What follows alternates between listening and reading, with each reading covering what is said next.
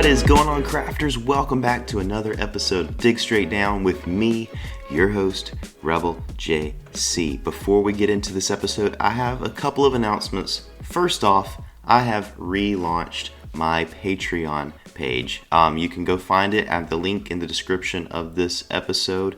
I've changed it up a little bit from last time.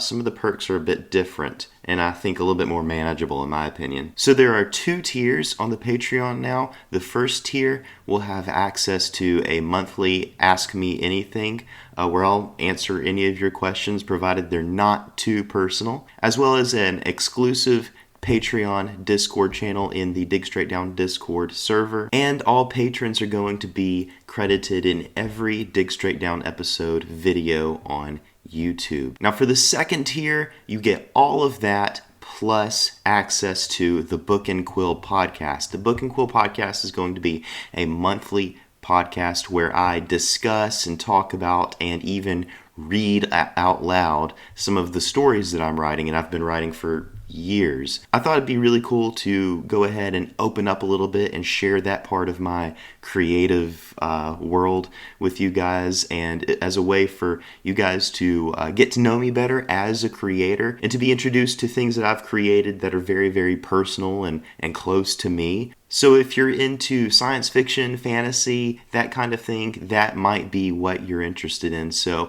if you're interested in that, go check it out. The link is in the description of this episode. And my goal with the Patreon is to raise enough funds to be able to invest back in this show and other things that I want to create that you guys will eventually enjoy. I would like to be able to upgrade my microphone to have better sound quality here. I would like to be able to buy a PC eventually so that I can play Minecraft and make videos, Minecraft videos on a PC that I could then upload to YouTube for you guys to watch. And I would also one day potentially hire an editor so that I can focus more on the production side of something and allow someone else to come in and concentrate on the editing, so that I think the end result would be a much more polished thing than I'm able to do on my own. So those are my goals for the Patreon. If you want to help me to get to that level of creating, go check that out. Again, the link is in the description of this episode. Also, Minecraft 1.10 Caves and Cliffs Part 2 is just about to drop as you're listening to this episode. So when that happens, I would like to try to make some Minecraft videos using Minecraft for mobile, which is on my phone right now. I'm able to record using some apps on my phone, and I would like to try to make some Minecraft videos exploring Caves and Cliffs 1.18. So if you guys are interested in that, make sure that you are subscribed to this channel and make sure you've clicked the bell icon to get notified when I upload, because hopefully those videos will be coming out shortly. So stay tuned for that. Make sure you're subscribed. And with that being said, guys, let's get into the main discussion of this episode. Now I'm continuing to talk about Minecraft 1.19, the Wild update, which is going to come out next year. And one of the probably the most looked forward to set of features in Minecraft 1.19 is everything that has to do with the Deep Dark biome. The Deep Dark biome was going to be originally released in 1.17, which was Caves and Cliffs Part 1, but they had to delay that. The first time they delayed it till 1.18, but then it just became too big, so they had to delay it once again, and we're going to have it in 1.19. So this has been delayed twice. And from what we have seen about the Deep Dark that they've shown us in previous Minecraft Live events, is that it is definitely worth the wait. It is much bigger than what we anticipated it was going to be from what we saw when they were originally going to release it in Minecraft 1.17, which was Caves and Cliffs Part 1. So the main features that we're going to see in the Deep Dark are the Sculk, the Warden, and the Ancient Cities, the Deep Dark Ancient Cities. And probably one of the most fascinating things about all 3 of those features is that there seems to be some sort of secret lore behind these features. They have worked out some world building here that they're not wanting to show us, but I think that they want us to be able to engage with these features and see if we can figure out what the lore is on our own. And that's going to be a little bit of what we do in this episode. What is that secret lore of the deep dark that we're going to see in the wild update? So let's start with the Sculk specifically. Now, kingbdogz tweeted this about the Sculk. He said, "Lore theory time. Why do you think Sculk exists from what you've seen so far?" And in thinking about this, I don't have a very specific idea of why the Sculk exists, but I think we have a few clues. Number one, there is this mysterious connection between souls and Sculk. Now, souls are something that we've seen before in Minecraft in the form of soul sand. Soul sand has been around for quite a while now. Even before the Nether update, we had soul sand. And when the Nether update happened and you were able to run across soul sand using boots that were enchanted with soul speed, what would happen is behind you would be these like little ghosty particle effects that were called souls. And then we saw souls once again in Minecraft Dungeons, the dungeon crawler game in the world of Minecraft, where souls seem to be kind of used in the same way that experience is used in vanilla Minecraft. It's sort of like a magical energy, like a mana, maybe, for some of you who are familiar with fantasy games. It seems to be some sort of magical energy that you tap into to use magical abilities. The way Sculk spreads is that if a mob dies within a certain radius of a Sculk catalyst, that death then causes the Sculk to take over the blocks around that area. But when that happens, what we've seen in the videos that they've shown us so far, when that happens, when a mob dies around a Sculk catalyst, there is this little flicker of a soul particle that seems to either leave or jump out of the Sculk catalyst. So there seems to be an exchange of soul going on there. Maybe the soul of that mob leaves the mob and gets drawn into the ground, which then becomes Sculk. And of course, we see the Sculk soul connection a bit more obviously as well in the Warden's texture. In the Warden's chest cavity, there seems to be 2 or 3 souls peeking out very eerily, and it's very spooky. So there is something going on here. So when you take this idea of souls being drawn into the ground, which then creates new Sculk blocks, and then there seems to be this concentration of souls in the Warden itself, and you take that in combination with the ancient cities, which are in ruins. There's nobody living there as far as we can tell anyway. I think we can come up with some sort of story going on, and this is what I've got so far. So what if, once upon a time, the ancient cities were thriving? They were big, beautiful cities. These cities were created, they were built by the people who, by the civilization who created the jungle temples, the desert temples, those structures that exist in the overworld, things like the stronghold, those kinds of things. That civilization dug deeper into the ground. They mined deeper, looking for more treasure, more ores, more valuables. They were getting greedy. And so the deeper they dug, the greedier they become, until something happened, some catastrophe happened. Maybe they turned on each other in their greed. They were driven mad by the idea of hoarding more wealth. They turned on each other. Maybe they were attacked by undead down deep in the depths of the world.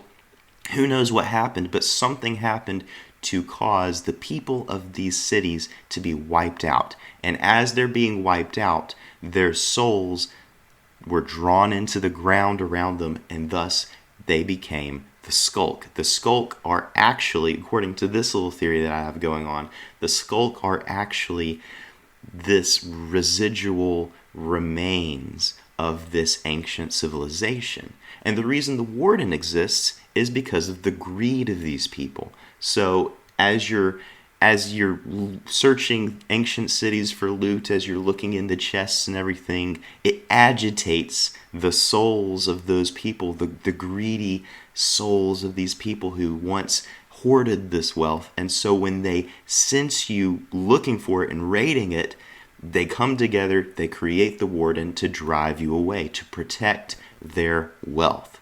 That's just a little idea that I have. I could be completely wrong. I don't expect that we're going to learn the exact truth of what happened in the ancient cities and why the Sculk exists, but that's sort of my headcanon going on right now. Let me know what you guys think. This is a very interesting question kingbdogz posed to us. Why do you think the Sculk exists? Now, the Warden has kind of become the symbol of the Caves and Cliffs update, Part 1 and Part 2. And unfortunately, it's been moved on to the Wild update, so we're not going to see it in the Caves and Cliffs update. But the Warden has become this universal symbol of excitement in the Minecraft community. There is not one person that I can think of or that I've seen express dislike for the Warden. Maybe fear, but not outright dislike that they wish that it was not going to be added. Everyone seems to be very excited about the Warden. But of course, in the Minecraft community, whenever a new mob is added, it's like a hostile mob, everyone is like, okay, so how are we going to defeat this thing? And there's so many clever ideas that come out in the Minecraft community because honestly, there's so many geniuses in the Minecraft community. So obviously, when the Warden was revealed, and it was revealed to be a very, very tough mob to kill, a lot of people were asking that question. How can we make this easier? How can we make this battle an easier battle for us? So how can we possibly maybe pillar up and strike the Warden from above where it can't reach us, or dig into a hole in the wall that it can't squeeze through and hit it from a safe distance, sort of like a lot of people who cheese the Wither. But kingbdogz, in a tweet, he had this to say about cheesing the Warden. When it comes to cheesing the Warden with, for example, pillaring a few blocks up, I've made a conscious decision to find design solutions for that without making them break blocks. I think the obvious solution is always destruction, but I think we can make the Warden smarter. The solution for this is still being designed and worked on, so we'll see what comes of it. But I really don't want them to break blocks. It kinda goes against Minecraft's principles. Creepers feel different because it's a one-time explosion. The Warden would do it all the time. So there you go. The Warden is not going to be a destructive mob as far as we can tell. It's not going to be able to break blocks in the world because that quote-unquote goes against Minecraft's principles. Now, I would kind of bring up the Wither in that. The Wither, if you don't kill the Wither, it will continue to just destroy the world and break blocks. Same thing with the Ender Dragon. Now, the Ender Dragon in the end dimension doesn't break blocks, but if you bring it into the overworld, it would pretty much lay waste to everything because I think if it passes through a block that's not native to the end, it destroys it. I could be completely wrong on that, or maybe they've changed that recently, but I'm pretty sure that's how it works. Anyway, regardless, the Wither definitely is a destructive mob, so I don't know. It seems Minecraft's principles can kind of be shaky and vague sometimes, which is fine. That's fine. The developers know much more about that than I do personally, so I'm not going to complain about that too much. But the Warden is not going to be a destructive mob. The Warden is not going to break blocks. So that leaves us to kind of come up with ideas on how is the Warden going to keep us from cheating in that fight? How is the Warden going to keep us from pillaring up a few blocks and just knocking you out the way people do to iron golems all the time? And so the community has come up with a few different ideas. The first and most common one that I've seen seems to be this idea of a sonic attack. So maybe the Warden has this scream or bellow, or maybe it punches the ground to send a shockwave out. Since the Warden seems to be tied to sound quite a bit, it senses things through hearing, so maybe it's able to have a shockwave effect to knock a player off of a block. Similar to an explosion that just doesn't destroy blocks or maybe doesn't take health away from you. It just knocks you back. I think this would be a really cool feature, and I think that a lot of people are guessing that this is what the Warden is going to be able to do. I think if that happens, that would probably be what I would like for it to do because it introduces a new mechanic into the game that we haven't seen. It would be a sort of explosion effect that wouldn't harm you and it wouldn't destroy any blocks around you. It would just sort of have a knockback effect on mobs and on the player.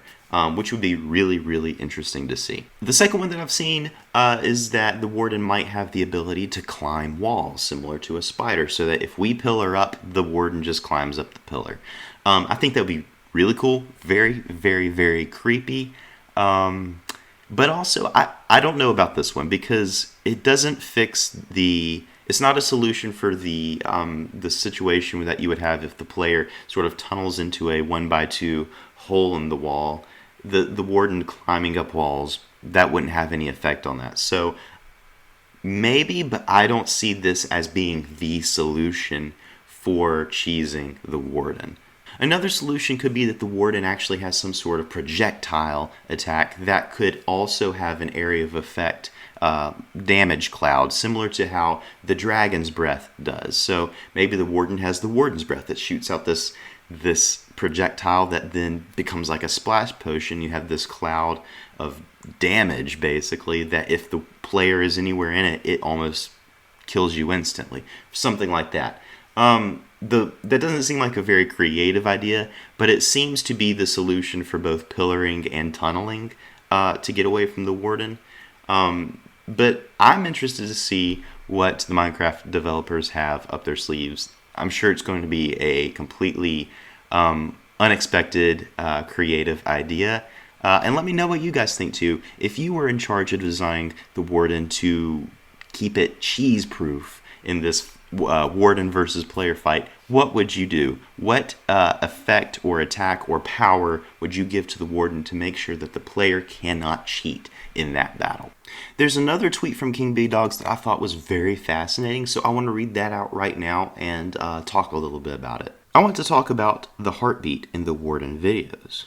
When developing the Warden for the first time, sound design was super important to me, and the mob was designed with that in mind. Part of me wanted to hear the player's heartbeat as the Warden got closer for anticipation.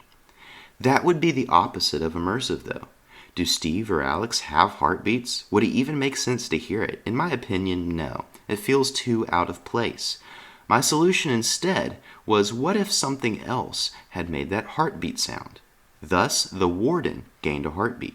Currently, the Warden's heartbeat gets faster the more angry or close it is to finding its prey. In real time, this has really felt like it mimics the panic level of the player itself. The closer the Warden is to finding you, the more anxious you're probably going to be. This was a really cool design workaround to mimic some really interesting sound design without breaking immersion. It also adds so much more to the Warden itself. And there are, of course, lore reasons as to why the Warden has a heartbeat. So there you have it. There is lore behind all of this stuff. kingbdogz knows about this, okay? He probably has a whole novel outlining what exactly the deep dark cities, the Warden, the Sculk, all of that, how it all connects.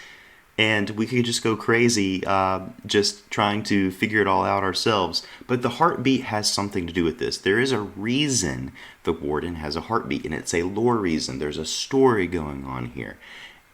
It does tie into my idea, my theory for why the Warden and the Sculk even exist in the first place. If you think about the Warden as sort of like a collection of souls, a collection of people who have lived one time and are dead, and now they're kind of rising up in this weird, strange form to protect their treasure and their homeland, it would make sense for there to be a heartbeat there to sort of symbolize that this is sort of a living creature, kind of. Maybe it once was alive, or maybe the heartbeat is sort of the echo of heartbeats from the past. I don't know, but it does kind of tie into that, kind of hint back at that kind of idea. Anyway, guys, let me know what you think. Why do you think the Warden has a heartbeat? So moving on to my personal favorite deep dark feature, the ancient cities. The ancient cities, when I first saw these in the videos, I was just blown away. I've wanted something exactly like this in Minecraft for a very, very long time. Ruined cities as a structure feature is brilliant for world building and lore gameplay, like just coming up with reasons and ancient histories and trying to even like move into these things and rebuild them and restore them to their former glory. That is such a cool idea. These aren't just like little one-off huts that you find out in the wilderness somewhere. These are literal cities. These are large structures. We don't know exactly how big they are, but they look really, really big, at least village size.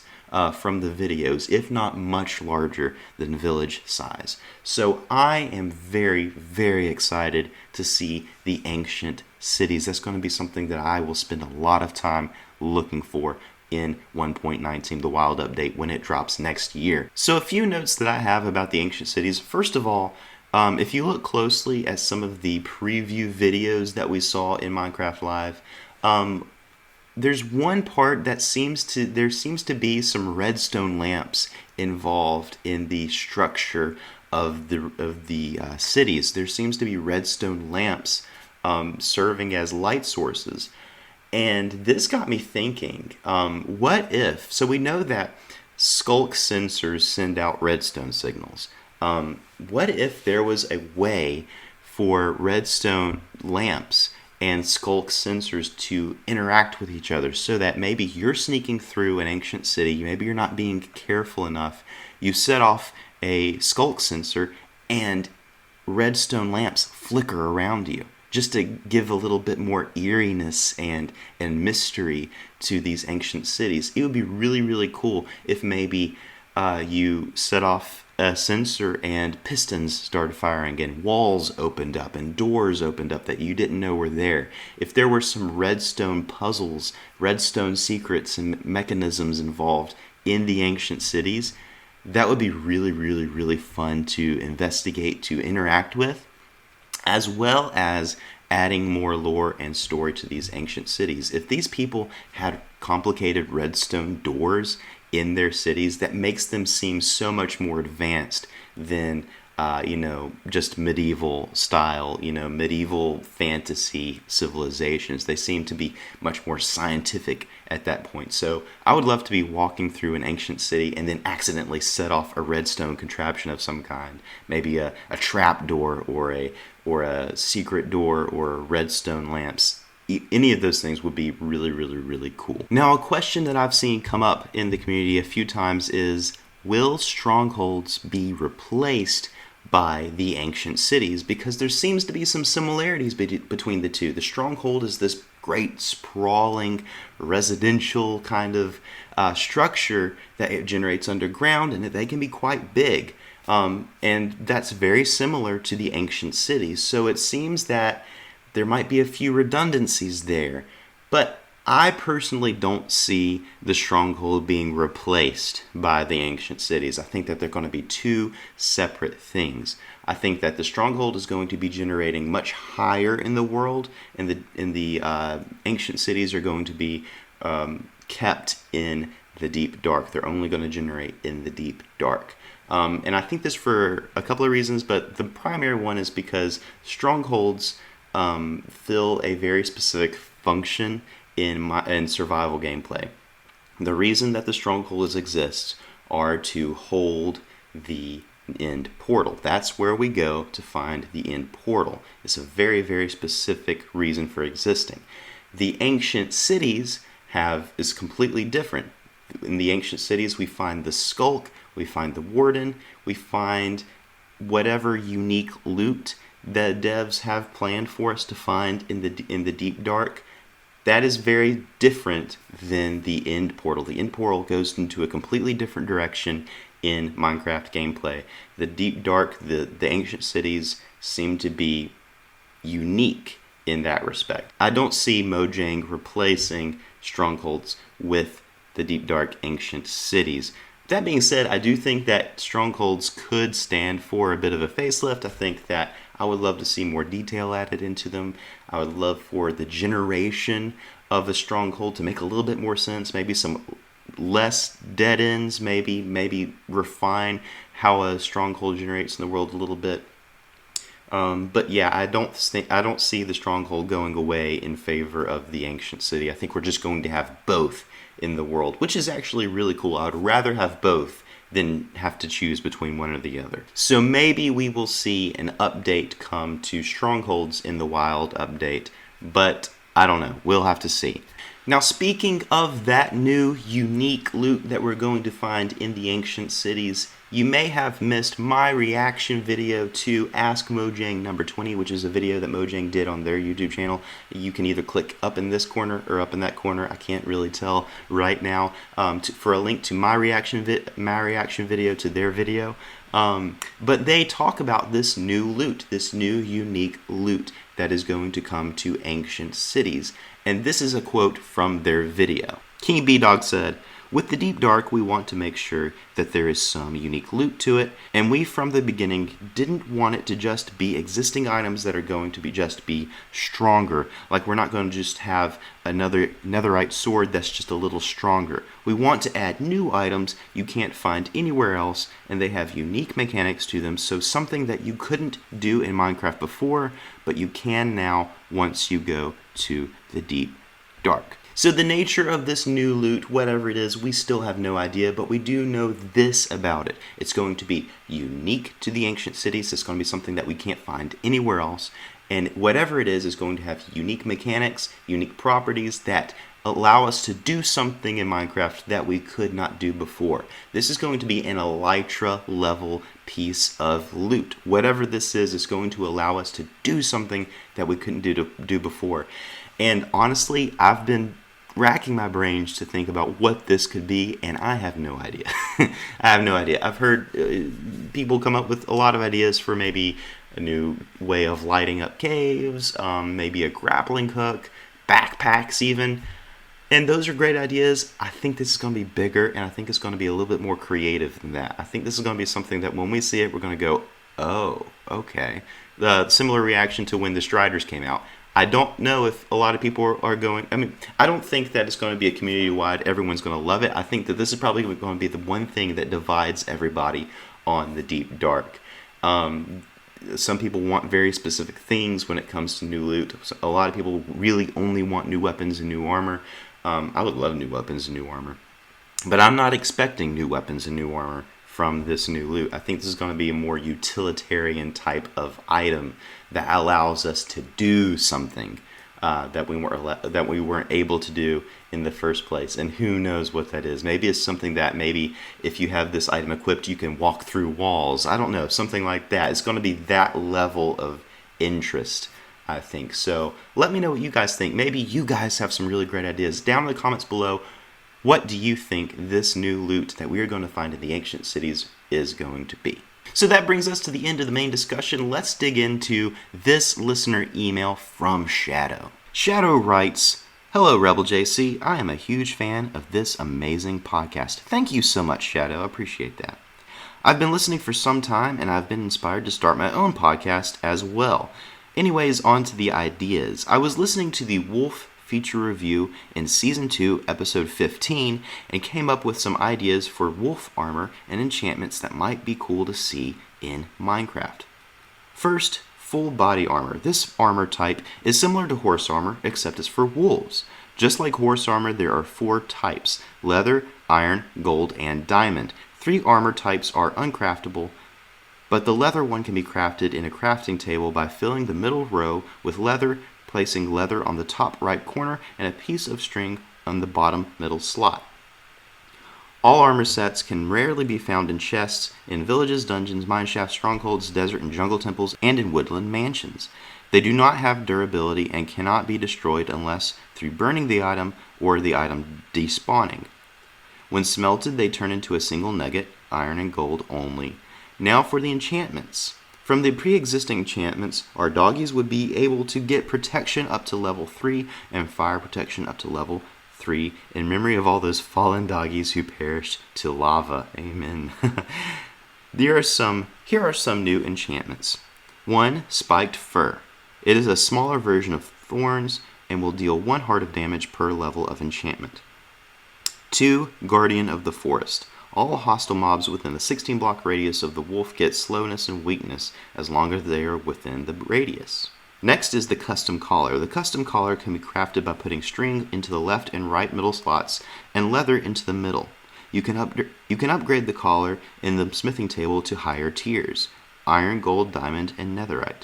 Armor points are equivalent to that of player helmets to the corresponding material. Item destruction and pre-existing enchantments are the same for full body armor. Due to the low armor points, here are some custom enchants for the collar. First, Howl of the Alpha.